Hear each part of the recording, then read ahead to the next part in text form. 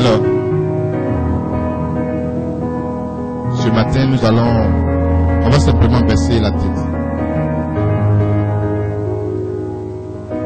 Et nous allons dire merci au Seigneur qui nous garde dans le creux de ses mains. Nous allons lui soumettre ce temps d'enseignement. Nous allons lui demander de venir nous enseigner lui-même par sa puissance. Le thème, comment briser les autels. C'est un enseignement trop fort pour qu'un homme puisse le donner. Alors nous allons demander déjà à l'Esprit Saint de descendre. Pendant que tu as la tête baissée, tu vas invoquer la présence de l'Esprit Saint. Tu vas invoquer la présence de l'Esprit Saint pour t'aider à pouvoir recevoir la puissance et la grâce. Prie le Seigneur.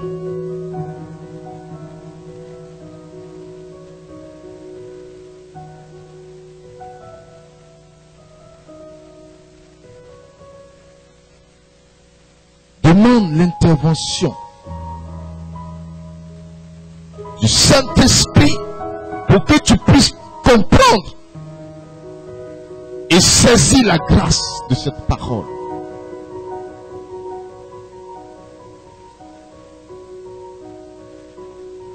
Demande la grâce du Saint-Esprit pour que cette semence-là puisse descendre sur ton cœur. Que Dieu fertilise ce cœur-là pour recevoir la parole. Pour recevoir la parole.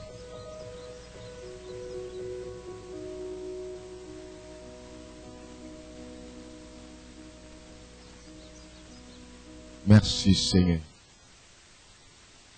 Que la gloire te soit rendue. Que ton nom soit célébré. Merci Seigneur. Pour tout ce que Dieu te puissant Dieu fait.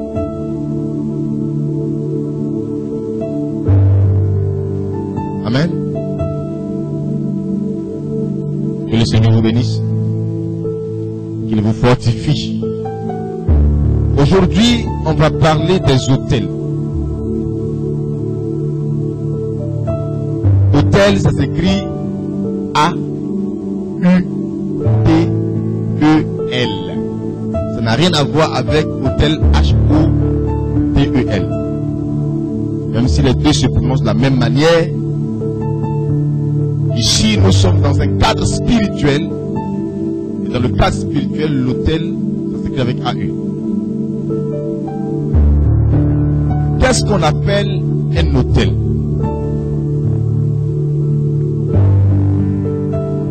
L'autel, j'ai mentionné ici, on appelle un autel un lieu où l'on vient pour adorer. C'est le lieu qui symbolise la présence de la divinité. C'est pourquoi à l'église, lorsque nous passons devant l'autel, qu'est-ce qu'on fait? On s'incline, on se prosterne. Parce que dans la foi, nous savons que le Seigneur est sur son trône. Donc l'autel, il est un peu le symbole du trône de Dieu. Donc, comme nous sommes chrétiens, nous disons le trône de Dieu, sinon je dirais le trône de la divinité. Là je généralise. Le trône de la divinité. Donc, partant de là, il faut savoir que dans toutes les adorations, dans toutes les célébrations, dans tous les cultes, il y a toujours un autel qui est fait. Quand le thème qui est soumis à notre réflexion parle de brisement d'autel, ça veut dire que cet autel n'est pas bon. Parce que l'autel de Dieu, on ne le brise pas. Mais celui qu'on doit briser, c'est celui qui n'est pas bon. Et nous sommes là, aujourd'hui, nous allons briser des autels. De quel autel s'agit-il? D'abord, je vais parler des autels comme ça. Un autel, c'est là qu'on vient pour adorer. Parce que dans la foi, la divinité est présente là. Sur l'autel, on offre des sacrifices. C'est pourquoi vous voyez qu'à l'autel, à l'église, les prêtres s'asseyent un peu loin de l'autel. Ils viennent prêcher sur un embon qui est loin de l'autel. On ne prêche pas sur l'autel. Alléluia. C'est-à-dire, on ne se met pas derrière l'autel pour prêcher. Il se met sur un embon à l'écart et donne la parole. Mais quand il finit et qu'on passe à la seconde phase qu'on appelle la liturgie eucharistique, pendant qu'il doit prier, du moins célébrer maintenant le corps et le sang du Christ, il vient sur l'autel. Vous voyez? Et le corps et le sang du Christ est l'offrande. Jésus-Christ a fait une offrande pour nous. C'est pourquoi l'auteur aux Hébreux dit, il est le sacrificateur, mais il est en même temps l'offrande. Donc il vient offrir le sacrifice de Jésus sur l'autel. Le prêtre vient offrir le sacrifice de Jésus sur l'autel. Donc sur l'autel, on offre des sacrifices. Dans nos villages, quand on dit il faut donner un poulet, là où on égorge le poulet là, c'est sur un autel. On dit donne un mouton, là où on égorge le mouton là, c'est sur un autel. Sur l'autel, on offre des sacrifices. On consacre à l'autel des objets, des êtres vivants, sa famille présente et à venir. Amen. Quand on doit baptiser, c'est toujours à l'autel ou devant l'autel qu'on baptise. Tout baptême qui est fait dans un endroit où il n'y a pas d'autel, c'est un baptême qui est nul. C'est pourquoi l'église catholique ne permet pas qu'on fasse baptiser quelqu'un dans une piscine. Parce qu'il n'y a pas d'hôtel là-bas. Aucun hôtel n'est établi là-bas. Là où l'hôtel est établi, c'est à l'église. Alléluia. C'est à l'église. Donc, à l'hôtel, on consacre sa propre vie. On consacre ses objets, ses biens. On consacre même ses animaux. On consacre ses enfants. Et les enfants présents comme les enfants à venir. Il y a des gens qui prient, ils n'ont pas encore eu d'enfants, mais ils viennent se consacrer et ils consacrent leurs entrailles. C'est pourquoi, si c'est une bénédiction, elle touche aux entrailles. Les enfants qui ne sont pas encore nés, qui sont enfants, la bénédiction les touchera. Mais si c'est une malédiction, elle touchera aussi les enfants et les enfants des enfants. C'est sur un autel où cela se passe.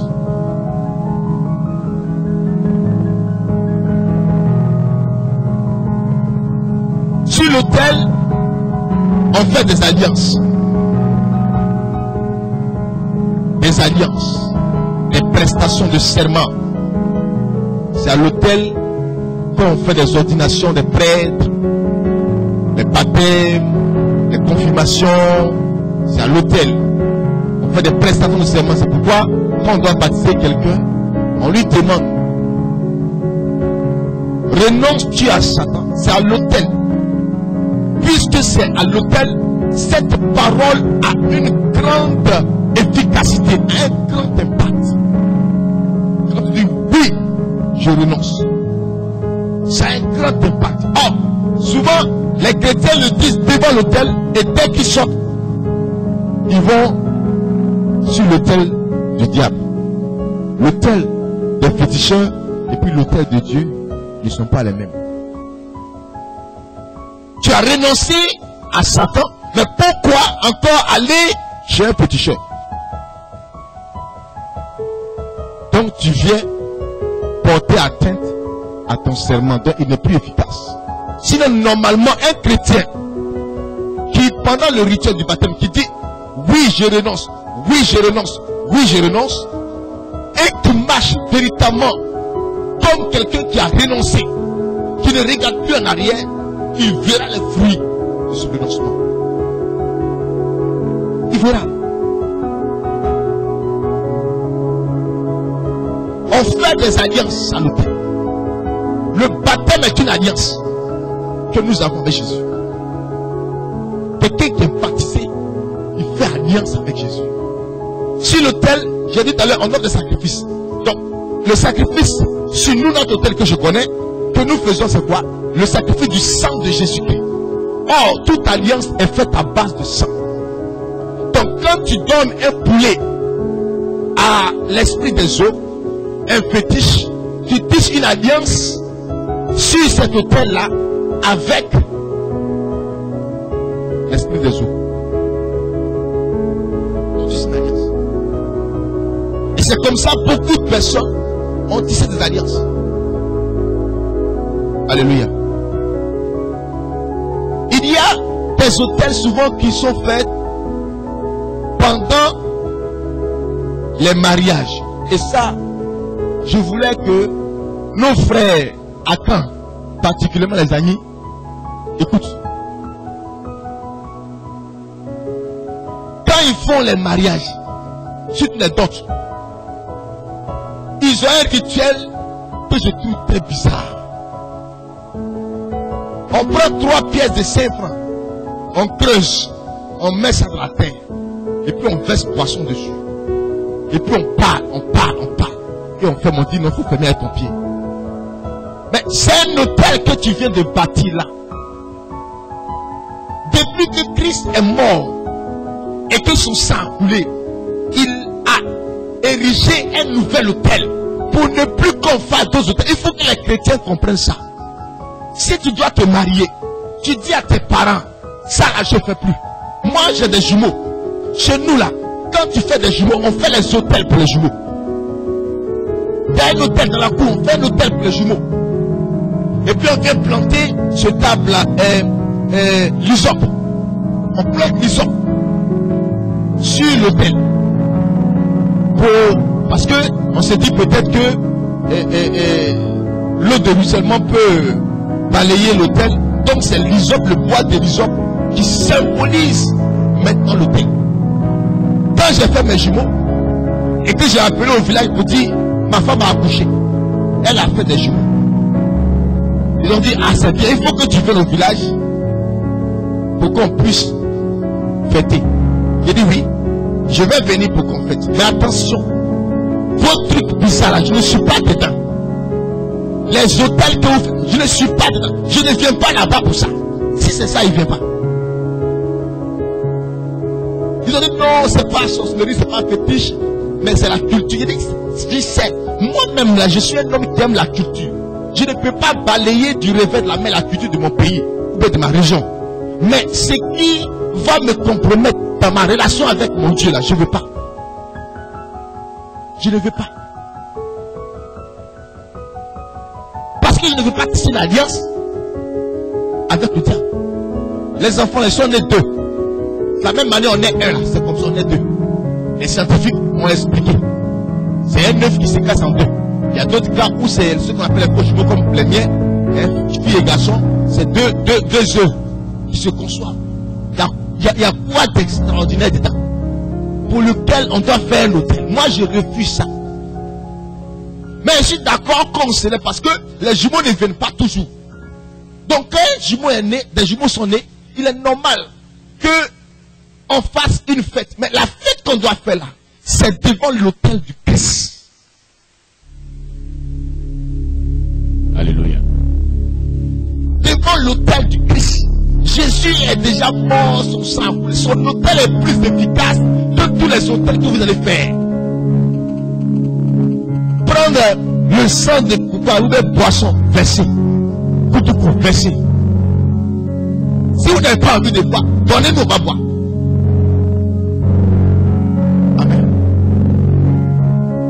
Il ne faut jamais faire ça. C'est comme ça, on bâtit les hôtels.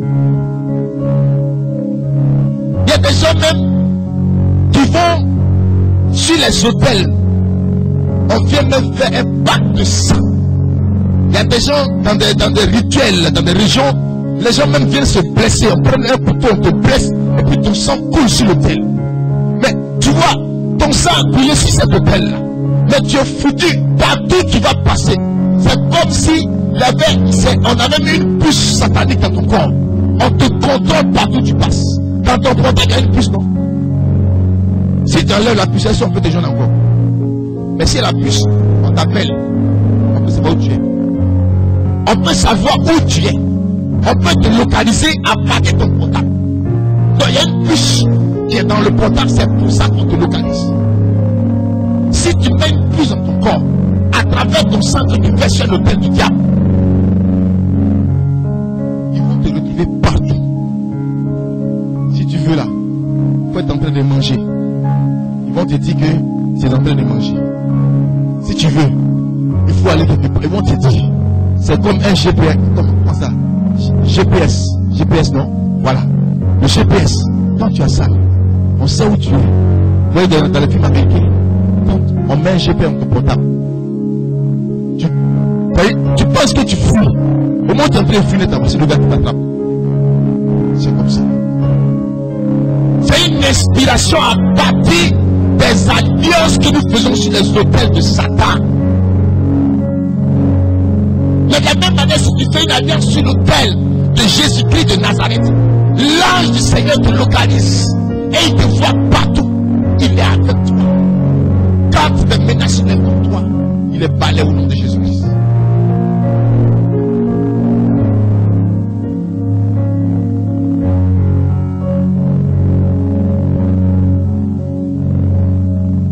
Alléluia. Les totems. Sur les hôtels, il y a des totems. C'est là où on vient, on dit les totems. Vous savez, le diable, c'est un plagieur, c'est un pirate de la loi de Dieu. Il vient, il copie, et puis il s'en va, mais il n'a pas, ce qu'il n'a pas, c'est qu'il n'a pas la licence. Il n'a pas la licence. Il a pris la copie, il a oublié la licence. Vous savez, quand tu es un enfant de Dieu et que tu es baptisé sur l'autel du Seigneur, par exemple, on te dit, quand tu n'es pas encore baptisé, il ne faut pas communier. C'est une loi. Donc, du coup, pour toi qui n'es pas baptisé, c'est comme si le corps du Christ était totem pour toi. Il y a des gens qui se cachent pour aller communier. Tu n'es pas baptisé et puis tu communies. Moi, je connais quelqu'un qui faisait ça. C'est même pas un jour il a fait, il faisait ça toujours. Parce qu'il partait à l'église avec ses camarades qui étaient tous baptisés, tout le monde communiait. Donc, pour ne pas qu'on se moque de lui, il se met dans le rang, le corps du Christ, et puis il répond Amen. Amen. Il mange. Aujourd'hui, je te parle. Ça fait près de 20 ans qu'il est marié. Il n'a aucun enfant. Sa femme le menace de je vais partir. Parce qu'ils ont fait tous les tests. Les deux sont féconds. Mais il n'y a pas d'enfant. Il lui suffit seulement de voir un prêtre se confesser, le prêtre va prier pour lui. Et puis, il va avoir la grâce. Ça attire la malédiction. Mais ce dont je voulais parler, les totems, sur les hôtels du diable. Comment toi on te dit qu'il ne faut pas manger à goûter? Mon fils, il faut manger à goûter. Dis amen. Pour le moment, c'est à cause d'Ebola, on dit qu'il ne faut pas manger. Mais quand Ebola va passer là, si tu vois à goûter, mange. Ça ne va pas quelque part. Je suis ton père. Mange. Tu as vu à goûter. Toi, tu ne manges pas quoi? Tu manges tout. Et Dieu te bénisse. Mange tout.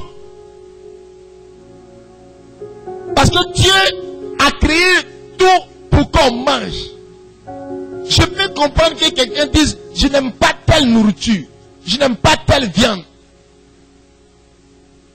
Mais pour rien comme ça, tu vas dire à un enfant de Dieu, faut pas il va manger cilu. Moi on dit on ne mange pas cilu. Chez nous. J'ai demandé pourquoi.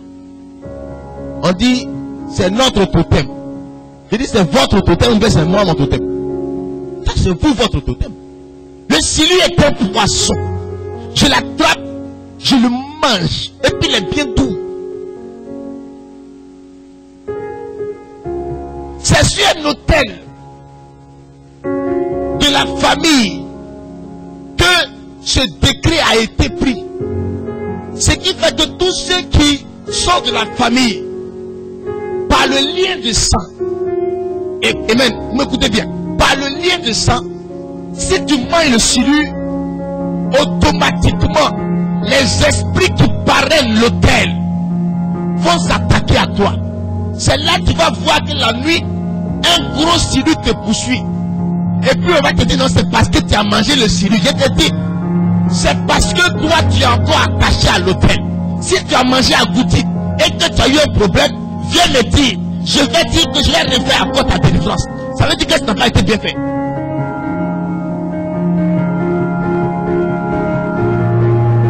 Tu as le droit de manger ce que tu veux. Sur les hôtels, on donne des totems aux gens. Il ne faut pas faire ceci. Il ne faut pas faire cela. Il ne faut pas faire ceci. Il ne faut pas faire cela. Comment ta maman meurt et puis on dit qu'il ne faut pas la voir. On dit pour la vérité. Pourquoi? Ta maman, elle est décédée. Tu es loin. Peut-être que je ne l'avais pas vue avant pendant qu'elle était malade. Elle meurt. Au moins là. Jette un dernier de sa console. Vous savez, quand vous voyez les enfants qui regardent leur maman ou leur papa dans le cercueil et puis qui pleurent, c'est une consolation que ça leur donne. Au moins ils acceptent que c'est terminé. Ils acceptent que c'est terminé. Mais tu es quelque part là-bas, tu viens, on dit non, les enfants ne voient pas. Pourquoi? Les enfants ne voient pas. Je peux comprendre que les tout petits pour ne pas qu'ils soient traumatisés. Mais à mon âge là. Parce que ils ont signé un pacte diabolique avec un esprit de mort, un esprit de nécromancie. Et à partir de là, jeter la mort sur tout le monde. Non, ça ne peut pas marcher. Alléluia. Je vais te prêcher la vérité pour que ta mentalité change. Je veux que tu changes de mentalité. Quand on est chrétien, Saint Paul dit, on est une nouvelle créature. Aujourd'hui, on va briser tous les autels dans ta vie. Comment tu manges un aliment qu'on dit, dans votre famille, vous ne devez pas manger. Et puis du coup, tu tombes malade.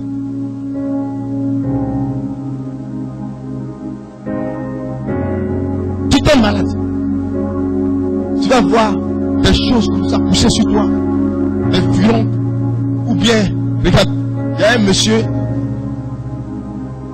il paraît que dans son village, les gens ne mangent pas la perdrix. Il savait ça toujours. Mais lui, il est devenu chrétien. Il voulait expérimenter quelque chose. On dit on ne mange pas la perdrix. Il dit d'accord. Il est arrivé au village. Il a attrapé la perdrix. Il dit, ah, Dieu merci, j'ai attrapé une perdrix, ça je dois la manger. Les gens disent, ça là on ne mange pas ça ici. Hein. Il dit, on ne mange pas ou bien on ne mange pas ça ici. Parce qu'il y a des nourritures qu'on ne mange pas naturellement, qui peuvent être toxiques. Est-ce que c'est toxique? C'est pas toxique, mais il dit, dans notre famille on ne mange pas. Il dit, moi je vais manger et puis je vais voir ce qu'il y a dedans. Il n'a pas mangé. Hein. Il a pris la perdrix, il l'a mis dans une cage et puis il a caché sa chambre.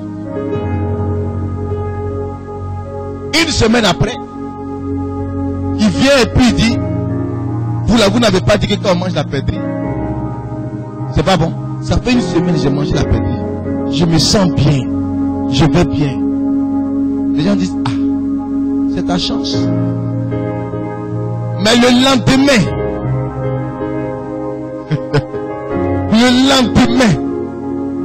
sa lèvre supérieure est devenue comme ça. Sa dent, comme ça. Aïe! Il a commencé à avoir mal partout. Il pleure.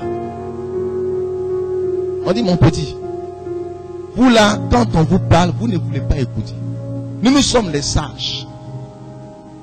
Et quand il parle juste. Nous sommes les sages. Alors, tu as mangé la perdrix, c'est ça qui te fait ça. Le gars s'est levé dans sa douleur. Et puis il a cherché dans la cage. Il dit, voici la perdrix qui est ici. Je ne l'ai même pas touché. Je ne l'ai même pas plumé même pour dire que il les a attrapés. Ça dit que ce qu'il recevait là, ce n'était pas l'influence de la perdrix, mais c'était une œuvre diabolique, la sorcellerie. Ils l'ont attaqué la nuit. Donc, affaire de perdrix là, c'est sorcellerie. Totem. Il faut briser ces totems là. Il y a des totems individuels, il y a des gens qui ont leur totem personnel, et puis il y a des totems.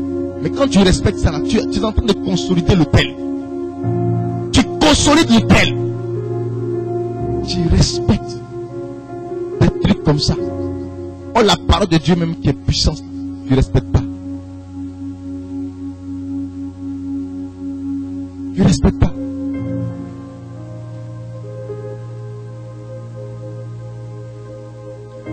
Alors, Jackson.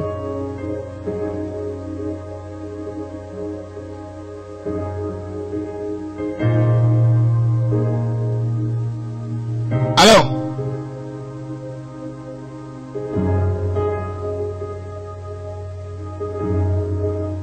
pour parler des hôtels, je voulais prendre l'exemple du peuple d'Israël et le peuple d'Israël en Égypte. Vous voyez, les Israélites sont arrivés en Égypte comment? Ils sont arrivés en Égypte à un moment où il y avait la famine.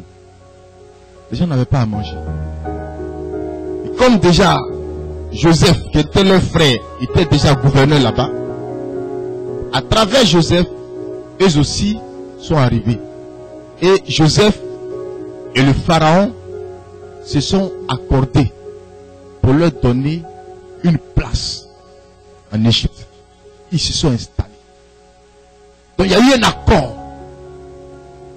Tu vois, un hôtel, c'est un accord entre la divinité et nous. Pharaon ici est comme une divinité.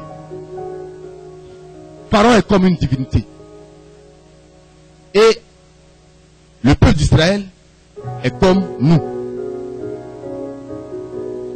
Parce qu'on manque de certaines choses, on va signer des pactes avec le diable. Parce qu'on veut se marier, on va signer un pacte avec un esprit des eaux. Parce on veut travailler, on va signer un pacte avec un esprit de montagne. Parce que on veut réussir à un examen, on va signer un pacte avec un marabout. Pour préparer un bic. Pour dire après bic est clair.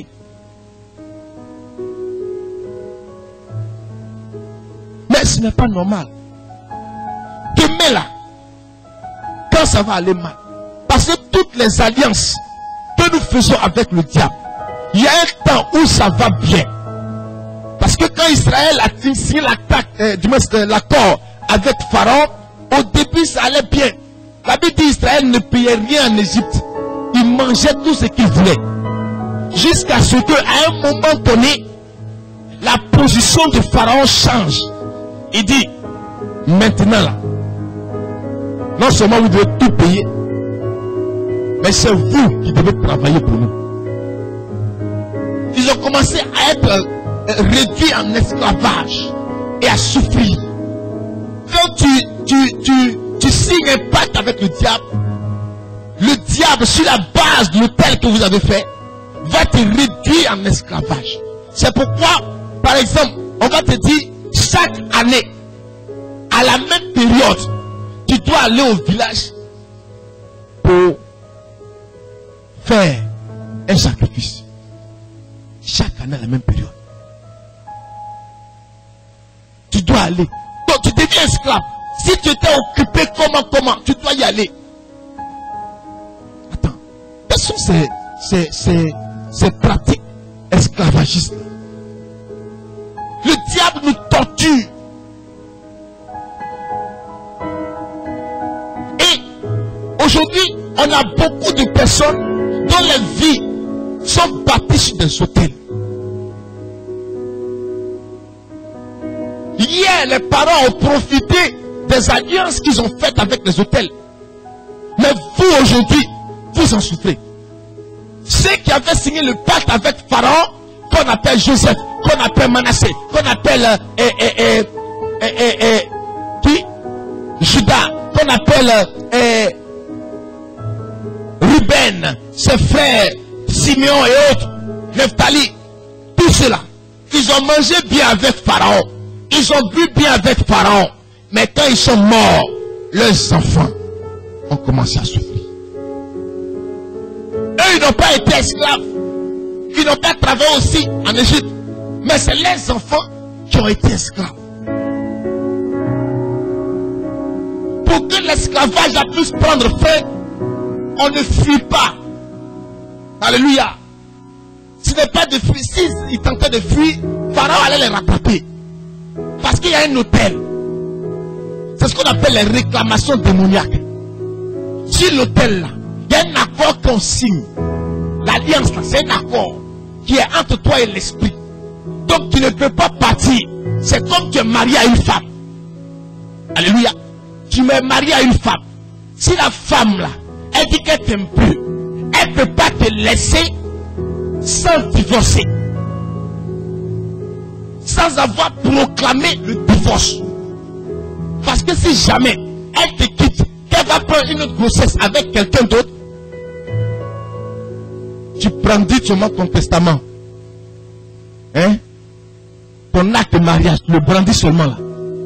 On ne fait même pas test d'ADN. On dit prends l'enfant. Alléluia. On ne fait même pas test d'ADN. Ça dit, il n'y a pas de test d'ADN à faire ici pour savoir à qui appartient l'enfant. On dit, prends l'enfant. Chez moi, ça s'est passé. Ma grand-mère, qui m'a élevé, son premier fils, avec mon grand-père, son premier mari là, est venu chercher l'enfant. Parce qu'elle était mariée quelque part. Et il y a eu palabre entre elle et son mari. Elle est partie. Elle n'est plus revenue. Et c'est là mon grand-père l'a eu. Il l'a épousé. Ils ont eu leur enfant. Tu vois l'enfant là? C'est mon grand-père actuellement qui est là. Visage tout le monde. Pierre, il est clair. Mon grand-père, c'est un blanc. Il est bien clair comme ça. Un matin, on voit les parents de son premier mari là sont venus. Ils disent, ils sont venus chercher les femmes. Palabre sur palabre, discussion sur discussion. En fin de compte, la résolution qu'ils ont trouvée, les gens disent, bon, si vous voulez, prenez la femme, donnez-nous l'enfant. Mais quand vous regardez l'enfant de son visage là, est-ce que c'est votre enfant? Mais, puisqu'ils n'avaient pas divorcé, il y avait un accord entre eux. Les parents ont dit, bon, laissez partir l'enfant. Ils ont pris l'enfant et ils sont partis. Parce qu'il y a une réclamation. Il y a une dot et un mariage. Et ce mariage n'a pas été brisé. C'est pourquoi vous voyez beaucoup de jeunes qui tournent en rond à Abidjan, qui souffrent, qui se battent, mais qui récoltent peu, qui font plus d'efforts pour avoir des miettes. Pourquoi? La réclamation démoniaque, ce dont tes grands-parents ont profité hier là, tu dois payer ça.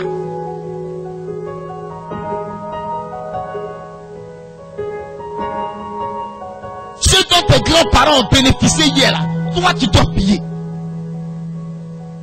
Pourquoi?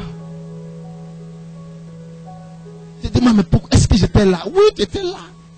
On ne revient plus dessus hier, je vous ai donné. J'étais là. Par le sang, j'étais là. Tu dois payer. Tu ne peux pas fuir. Regarde par exemple. Il y a ce qu'on appelle, ce que j'appelle les un peu comme les feux rouges. Un feu, il est rouge.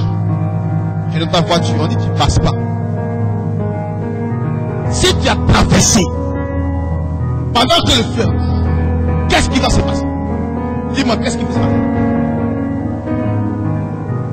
Hein? Un accident. Un accident, mais il y a autre chose. Est-ce qu'il n'y a pas eu d'accident? S'il n'y a pas eu d'accident, le policier peut t'attraper. Tu vas payer une contravention. Donc, la réclamation démoniaque. Si la réclamation démoniaque dit que tu ne dois pas réussir dans tes études, dans votre famille là, vous devez souffrir, vous partez à l'école, tout ce qu'on peut vous permettre, c'est de savoir lire et puis écrire. Mais sinon, si les diplômes, vous ne pouvez pas avoir. Et toi, tu es bouillant. Premier déclare, on s'en fout de ça. Tu passes pas, tu échoues. Tu ne comprends pas. La réclamation démoniaque. Les derniers réussissent, toi tu échoues.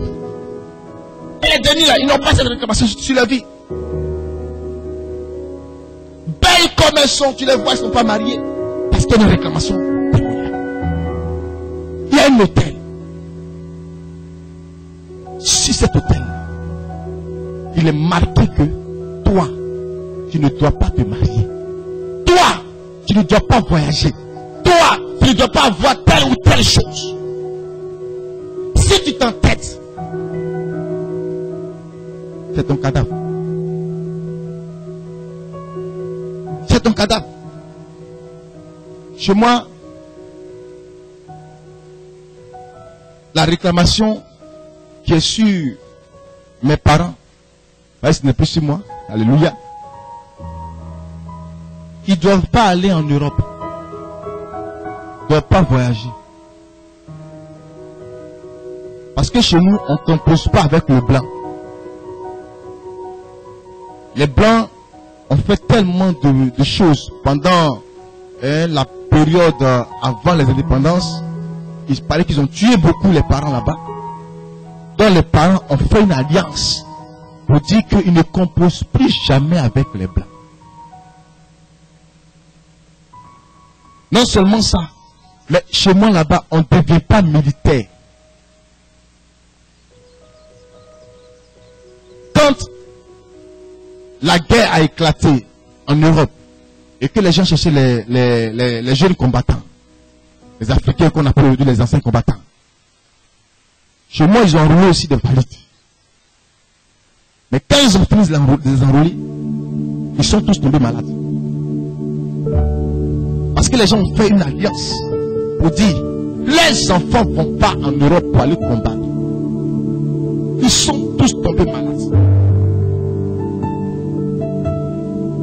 Et ils sont tous tombés malades. Donc on dit ils ne sont pas aptes. On les a libérés. Dès qu'on les a libérés, ils sont arrivés à la maison, les sont guéris. Il n'y a pas de médicaments, ils sont guéris.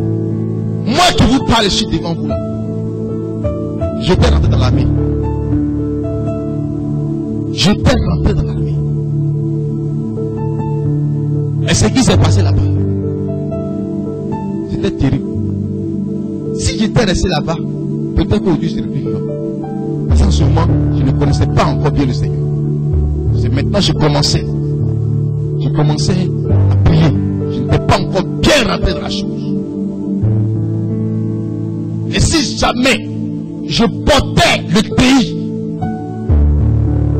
c'était fini pour moi. Le cousin qui est sur rentré là-bas est mort. Je suis allé là-bas avec un cousin. Enrôlement de 2002 là. C'est nous, quartier ici. On était 3. Un jeune ami. Et puis mon cousin et moi. 3.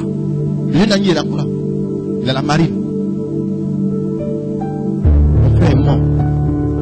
Moi, le Seigneur dit, on peut dire, j'ai encore des choses à faire avec toi. Je sais que tu dois prêcher l'évangile. Mais je ne veux pas que tu meurs. Sors. Parce que c'est comme délibérément j'avais signé un pacte. À travers mes parents qui l'ont signé, c'est moi qui l'ai signé. Donc Dieu ne peut rien faire tant que le pacte existe. Il faut que j'invoque d'abord la présence de Dieu pour que le pacte soit brisé. Pour que le pacte soit brisé. Si tu ne brises pas le pacte, tu ne pourras rien faire. Moïse a fui Pharaon, il allait à Madian. Dieu dit retourne. Alléluia. Dis à ton voisin révélation. Dieu dit retourne. Il dit Dieu dit je vais te tuer. Tu t'amuses. Tes parents ont signé un pacte à un pharaon. Toi tu as fui pour venir ici à Madian. Retourne. Pour que maintenant tu proclames la libération, la délivrance totale. On ne fuit pas. C'est de façon légale. Tu n'aimes plus la femme là.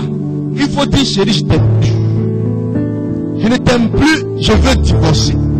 Vous appelez un juge, vous proclamez le divorce. Chacun dit au revoir à son camarade et puis s'en va. Mais tu ne disparais pas. Quand tu disparais, tu es lâche. 20 ans, 100 ans après, on va t'attraper. Et c'est ça. Cette femme-là, si elle est mauvaise là, elle ne va même pas te poursuivre. Elle attend. On dit tu es parti aux États-Unis. Ok. Moi je suis ici. Tout ce que tu vas réaliser là-bas, comme profit. Et là-bas tu vas construire des maisons à Abidjan. Tu construis des maisons à Abidjan. Tu construis. Tu as des entreprises. Partout, on parle de toi. Un matin apparaît. On va partager. Tu dis quoi? Est-ce que tu travailles? Tu as dit mon cher, moi je ne suis pas dans ça. On va partager parce qu'il y a un accord entre toi et moi. Donc ce qu'il faut faire, c'est de briser l'autel avant de faire quoi que ce soit. Tu es intelligent, c'est vrai. Tu es capable de réussir à l'école, c'est vrai. Mais il faut briser l'autel.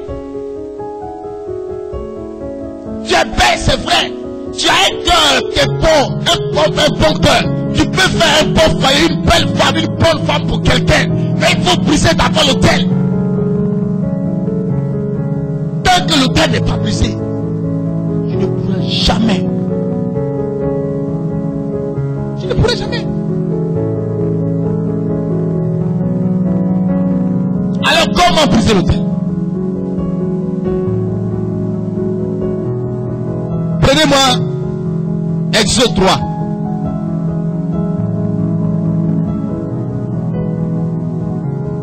Exode 3, vous lisez à partir du verset 6. Exode 3. À partir du verset 6.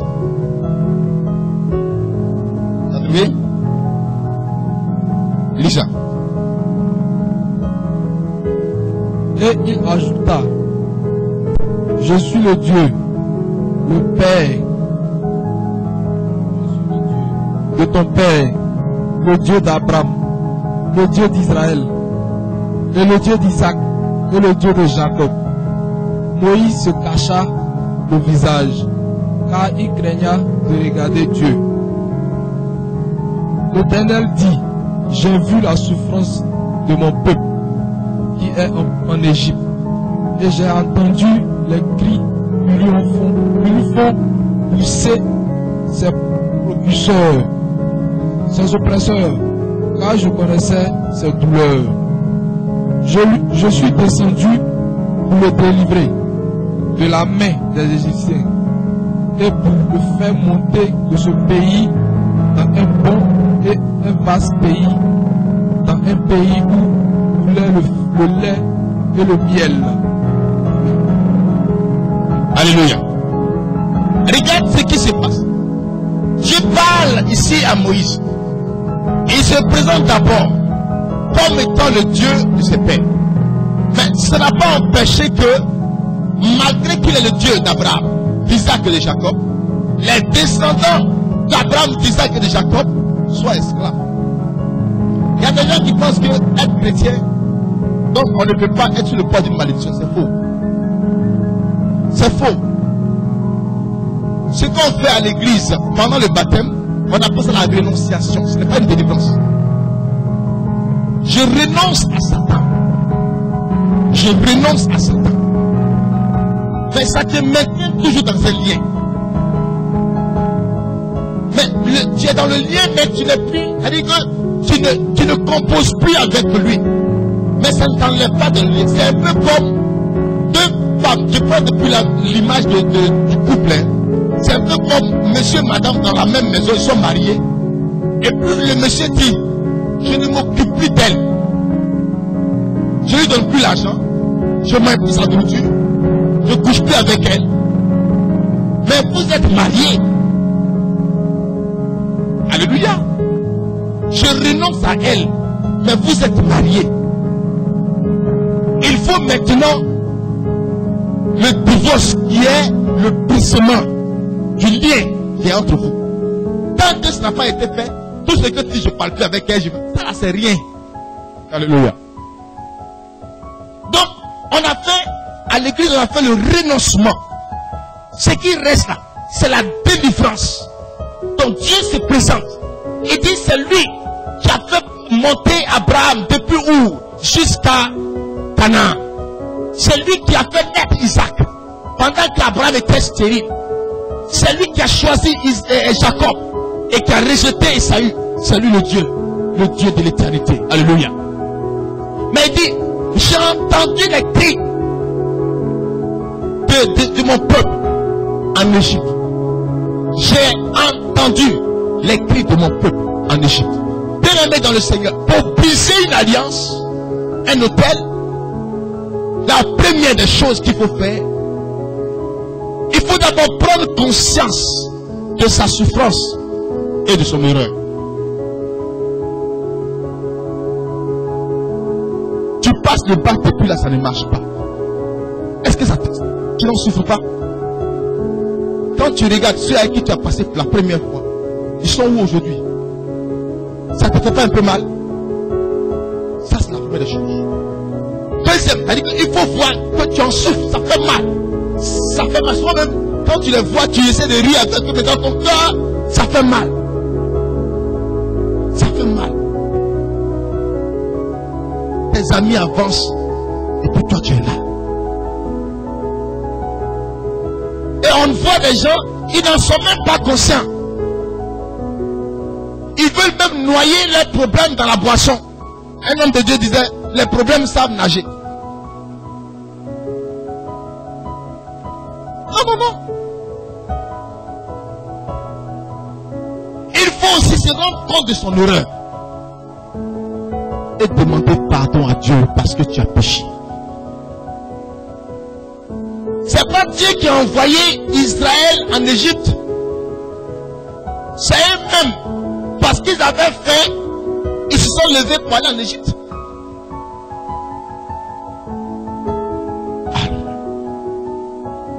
C'est eux-mêmes qui sont mis dans ce lien, dans ce pacte. Aujourd'hui, ils souffrent. Il faut qu'ils reconnaissent d'abord qu'ils ont fait l'erreur d'avoir fui la faim à la terre promise pour venir en Égypte. Dieu a appelé ce territoire là où coule le lait et le miel. Ils étaient là-bas. Ils ont vécu là-bas. Le lait et le miel coulaient. Mais c'est peut-être de façon spirituelle. Mais quand la chose spirituelle, elle va se matérialiser. S'ils attendaient, ça allait venir. Ils n'ont pas attendu. Ils ont signé maintenant le pacte avec Pharaon. L'erreur. Donc prends d'abord conscience. Il y a des gens qui souffrent mais ils ne sont pas conscients. Toi tu es une jeune fille. Un premier garçon t'a jeté dehors. Le deuxième te prend, la même année te laisse. J'ai prié avec une jeune fille qui est en France. Et je bénis le Seigneur parce qu'elle va se marier bientôt. Alléluia. Non, j'aime les démonstrations de puissance. J'aime les miracles. Elle a eu une première fille avec un Ivoirien. Le monsieur, un matin, dès qu'elle est tombée enceinte, il a pris ses clics et ses claques et puis il a gagné temps. Il a fallu seulement qu'elle lui dise je suis enceinte. Et puis, le gars est parti. Il est venu seulement pour voir son enfant. Il a demandé pardon, il n'a pas demandé pardon, je ne sais pas, mais c'était sûr. La relation n'a plus repris. Elle a rencontré après un Nigérian en France. Les deux ont commencé à cheminer. Dès qu'elle est tombée enceinte, le gars a pris les bagages. Il est parti. Et c'est quelque temps après qu'elle me l'a vu que les choses se sont passées de la même manière dans les deux cas. Grossesse, le gars se cherche. Grossesse, le gars se cherche. Aïe, qu'est-ce qui se passe dans ma vie? C'est une question importante. Ce qu'on appelle la prise de conscience. Pourquoi moi? Tu vis avec quelqu'un en concubinage pendant des années, il ne te marie pas. Et puis dès qu'il sort, tu trouves une petite fille, paf, le lendemain il se marie. Et puis tu penses qu'il est mauvais. Oui, il y en a qui sont mauvais. Mais attention, est-ce que tu n'as pas remarqué que dans ta famille là même là, avec tes soeurs là, les choses se ressemblent un peu? Même s'il y a une qui est mariée, tu vas voir que dans son mariage, même il y a un cartilage. Il y a une cacophonie. Alléluia. Il faut prendre conscience.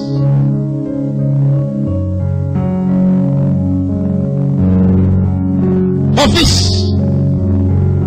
tu es le fils de ton père, mais tu as ton destin. Et tu as dit que ce que mon père n'a pas pu avoir, moi je dois l'avoir. Prends conscience, regarde dans la famille de ton père. Il dit, aux âmes bien nées, la valeur n'a pas de nom. Pourquoi tu es ici dans un enfant? Il te dit, regarde dans la famille, regarde tes oncles, tes tantes, côté de ton papa. C'est pas la même chose. Tu veux cette vie-là? C'est pourquoi tu dois prier et ne pas pleurer. Mais si tu dois jeûner pendant une semaine, il faut jeûner une semaine. Le jeûne fait du bien à l'âme. Le jeûne, ça donne un gabarit spirituel. La dernière fois, je fais un songe dans lequel quelqu'un veut m'attaquer. Le gars est venu m'attaquer. Il m'a saisi par le cou. Il a commencé à appuyer ma gorge. Il a fait comme ça, doucement. Il a pris sa main. Parce qu'il était beauté. Il est revenu pour me dire dans quoi. J'ai pris sa tête, j'ai tapé le mur, il est mort en même temps. Je sais que ça se confirme immédiatement. Non, il y a des choses avec lesquelles il ne faut pas jouer. quand tu jeûnes là, tu te donnes une musculation. C'est comme si tu te musculais. Alléluia. Même si physiquement tu es quelqu'un, mais quelqu'un qui a les yeux spirituels qui te regardent. Yeah. Il fait peur. Il est dangereux. Jeune là, ça n'a jamais tué. Tantôt on me dit, va aller.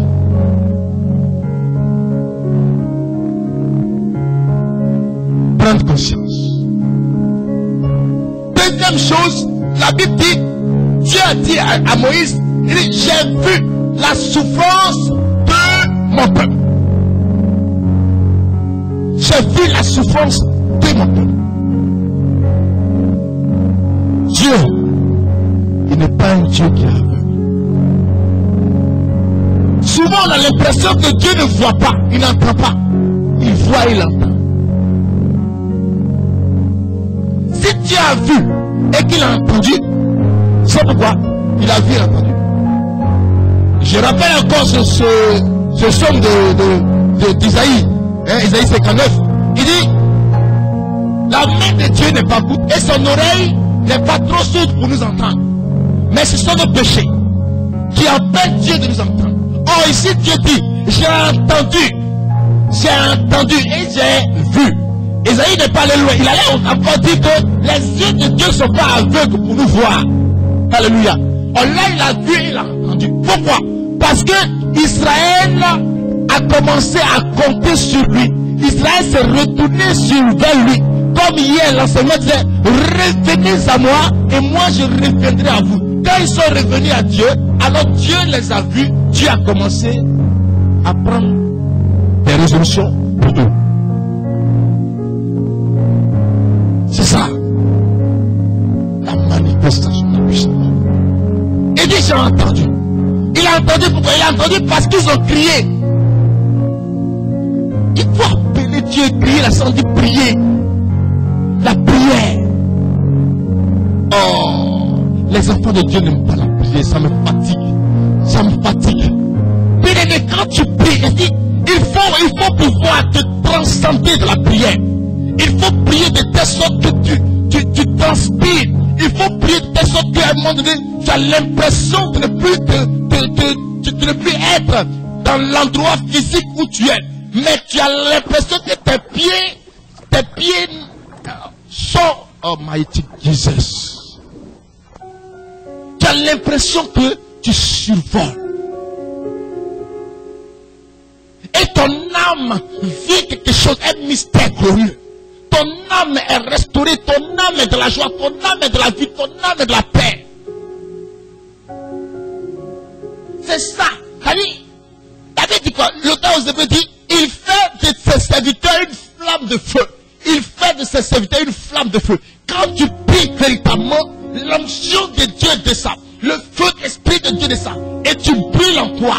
Et pendant que tu brûles, tout ce qui était œuvre du diable, tout ce qui était esprit démoniaque, dans ta vie capitule au nom de Jésus-Christ de Nazareth. Il faut prier. Il ne faut pas prier nonchalamment. Il faut prier avec vie. Il faut prier avec puissance. Il faut prier avec autorité. Il faut réclamer la puissance, la force de Dieu pendant que tu pries. Il faut appeler Dieu au secours. Il faut invoquer la puissance de Dieu dans ta vie.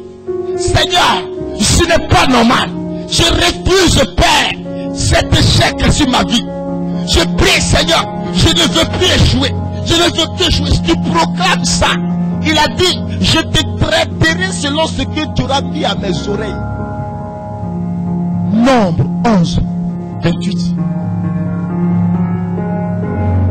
Je te traiterai selon ce que tu auras mis à mes oreilles. En proverbe, il dit, la vie et la mort sont au pouvoir de la langue. Si tu proclames la mort, elle arrive. Tu proclames la vie, elle arrive. Tu es capable de proclamer la mort de l'autel, la destruction de de l'autel. Il faut détruire l'autel.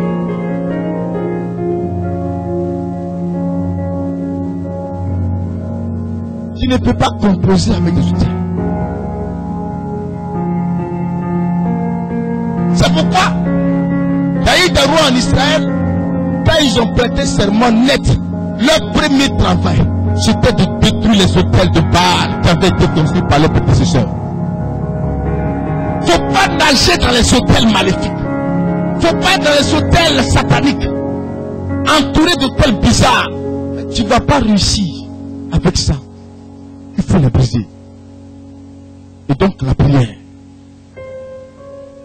Il faut proclamer sa délivrance.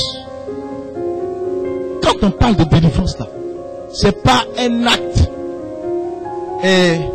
extraordinaire où une puissance vient te soulever tes pieds en l'air. Non, non. C'est des paroles que tu prononces. C'est tout. C'est simple. Mais c'est dans le spirituel que les choses se passent avec feu. Si Dieu pouvait faire tomber les écailles de nos yeux pour que nous puissions voir. Tu déclares seulement, Seigneur, je coupe les liens. Seigneur, je coupe ce lien. Je détruis l'autel sur lequel. Mais il faut connaître aussi les autels. Il faut connaître les autels. C'est pourquoi, dans la cuite d'âme, j'ai demandé quels sont les esprits qui sont adorés dans votre village. Certains m'ont répondu, non, là-bas, c'est l'église. Non, écoutez, je ne parle pas de village de maintenant. Si maintenant tout le monde va à l'église, d'accord. Mais aujourd'hui, on trouve encore des sanctuaires de fétiches dans les villages. Tu vois, on trouve encore des sanctuaires de fétiches. Mais avant là, c'est des choses dont tu dois avoir la connaissance. Mais même si tu n'as pas la connaissance, ce n'est pas bien grave. Le Saint-Esprit peut nous aider dans cette prière. Alléluia. Il peut nous aider.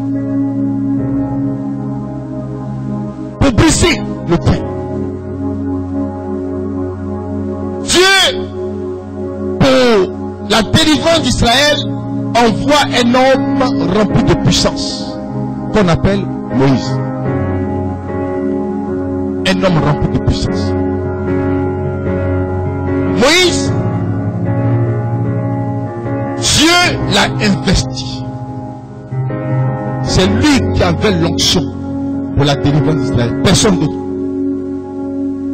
Pour la délivrance, il y a des hommes de Dieu à qui Dieu donne l'onction pour un ministère de délivrance. Ce n'est pas tout le monde. Il y a des hommes de Dieu, leur ministère là, c'est prêcher. Ils prêchent bien. Ils évangélisent. Ils attirent beaucoup d'âmes dans l'église. Quand ils sont que pas celui qui te dit donnez votre vie à Dieu, changez. Les gens viennent à l'église. Ça, c'est son ministère. On les appelle les évangélistes. Amen. Il y a d'autres qu'on appelle les docteurs. Les docteurs, c'est les personnes qui ont une grande connaissance. En tout cas, vraiment, ils sont plongés dans les Saintes Écritures. Et ils donnent la formation aux gens. Ils forment même des prédicateurs. Ils forment même des simples chrétiens pour pouvoir avoir des connaissances sur certaines choses, certains mystères de la vie chrétienne. Il y a ceux qu'on appelle les pasteurs ou bien les bergers. C'est des personnes qui, eux, ils ont l'onction pour entretenir la flamme de l'esprit dans la vie de ceux que les évangélistes ont envoyés. Donc, ils sont un peu comme dans un pâturage et lui, il les assiste, il les nourrit dans le pâturage. Il les nourrit. Alléluia. Et puis, il y a les prophètes qui parlent de la part de Dieu. Maintenant, il y a ceux-là à qui Dieu donne une onction spéciale pour délivrer la vie des enfants de Dieu, pour briser les autels. Et Dieu a donné cette onction à Moïse. Moïse ne croyait pas, parce que c'était la première fois qu'il faisait la rencontre avec Dieu. Mais depuis le sein maternel, Dieu l'avait préparé à ça. Moïse connaissait très bien Pharaon. Il connaissait les adorations de Pharaon.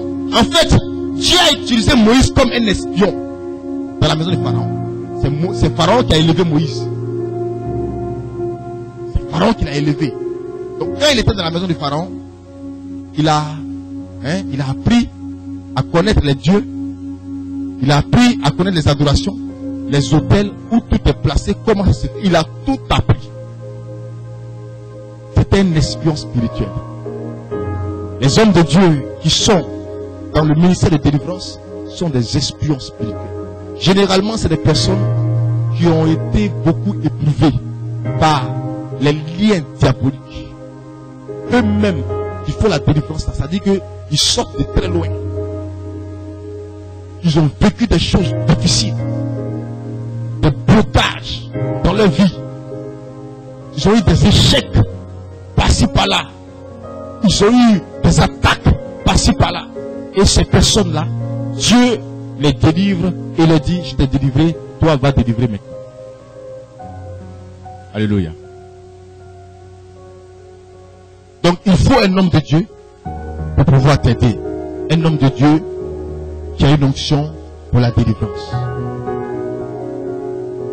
Cet homme de Dieu va contraindre le gardien de l'autel. Parce que l'autel de ta famille sur lequel ton nom est inscrit, cet autel-là a un gardien. Donc l'homme de Dieu, son rôle maintenant, toi quand tu as crié à Dieu, tu as fait tout ça là, l'homme de Dieu, son rôle, c'est de contraindre le gardien d'effacer ton nom. Non qui est là, il faut effacer. L'homme qui est, tu tires là-bas, libère-le, libère-le. C'est un ordre. C'est pas une négociation. C'est pas comme les féticheurs, quand ils veulent, tu vas chez eux, ils vont voir ceux qui t'attaquent, et puis ils négocient avec eux, non, je vais te donner Cabri. Non, nous on ne donne pas Cabri. Nous, notre Cabri, il est déjà mort il y a longtemps. Il est ressuscité. Il est vivant. Alléluia. Il s'appelle Yeshua. Il est puissant. Donc quand nous on vient, on s'appuie sur le sacrifice de cet agneau et on dit maintenant à celui qui est devant nous, libère-le, c'est un ordre. Discute pas avec toi.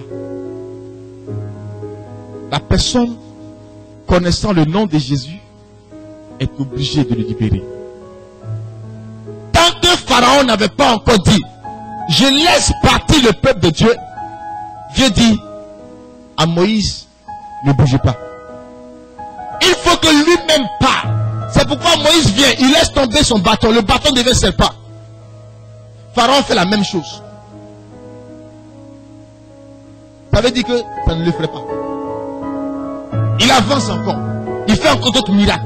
Jusqu'à ce qu'il fasse des miracles qui amènent Pharaon à pouvoir reconnaître que Dieu est tout puissant. Surtout quand les enfants commençaient à mourir. Pharaon était vraiment, il était déboussolé. Il a dit, sortez de mon pays. Ah, c'est ça la confession. Il fallait ça. Il fallait que, déjà Israël dit, nous on sort.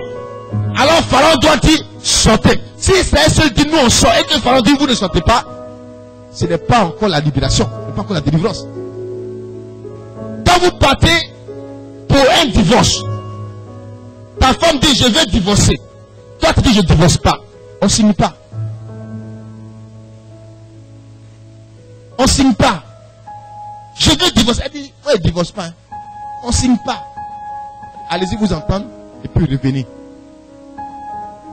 Donc Israël avait décidé de partir. Quand Moïse est arrivé, il les a rassemblés et il leur a parlé. Ils étaient d'accord de suivre Moïse. Ils pouvaient se cacher la nuit et puis partir. Moïse dit non, on ne se cache pas. Il faut que je sois devant lui.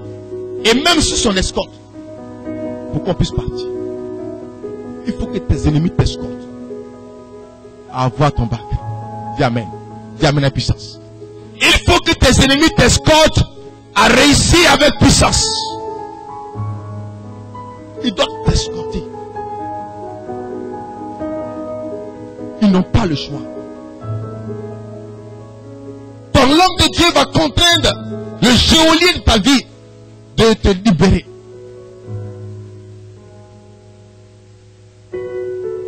Et ce, par le sang de Jésus. C'est le sang de Jésus-Christ de Nazareth. Bien Bien-aimé, quand tu pries, il faut invoquer beaucoup le sang de Jésus. C'est lui qui peut donner la victoire. Parce qu'il y a un sang qui parle contre toi. Qui est plus fort que toi. Mais le sang de Jésus-Christ est plus fort que eux, le sang. Amen. S'ils ont pris le sang d'un bœuf, toi, tu as l'argent pour payer bœuf où? Tu n'as pas l'argent pour payer bœuf. Peut-être même que c'est un sacrifice humain. Vous savez, en Afrique, les gens ont fait des sacrifices. Hein.